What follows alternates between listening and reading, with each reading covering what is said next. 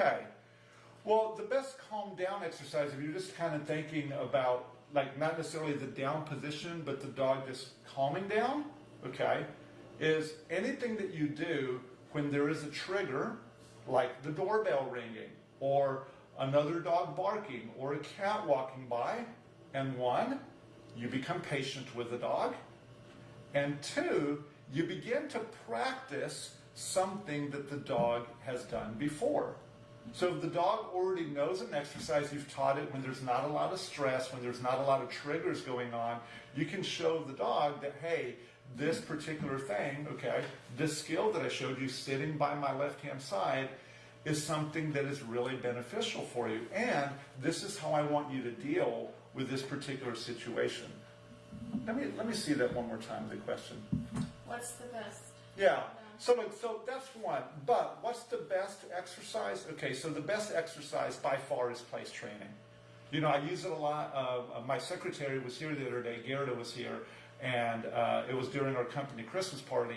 And I didn't hear directly from her, but she ended up telling my mom that how well Gabby was behaving during the party. And one of the things that they were noticing while we were playing some games is that Gabby was calmly in her place across from where we're sitting right now. The Gabby was just laying there. Yeah, she was coming off. We allowed her to, to kind of come off and on, but Gabby was so calm. So that place stay, training that incessantly every time that you're with your dog is a great way to go.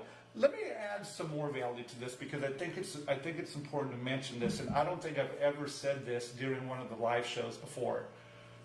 So if you've actually taught your dog how to place stay, you've actually taught your dog how to do short leash walking, and you've also taught the dog how to come when called, the best exercise to give your dog to calm it down is to work all three of those skills in about a 15 to 20 minute window.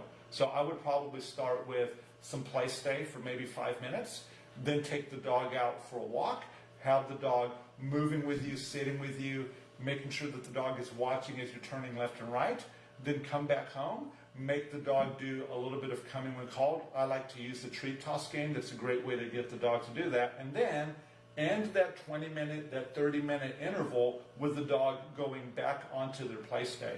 And I think that if you do that, you start on the place, you go for the walk, you do the treat toss game, the dog's learning to come, and then you calm them back down. What you're going to do is something very special. You're going to calm the dog down, you're going to bring the dog up in excitement, and then you're going to ask the dog to come back down. I love to do that. With our German Shepherds, we do something that's a little bit more intense.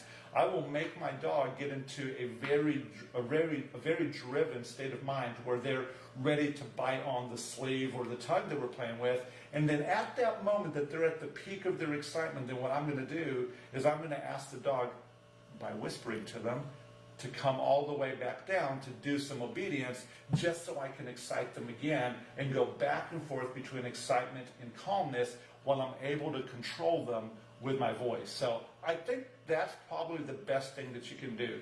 But it's individual exercise, it's the place stay, big picture exercise is going to be doing place, leash walking, coming when called, and back to place, and get very repetitive about that. You can't do enough of that stuff.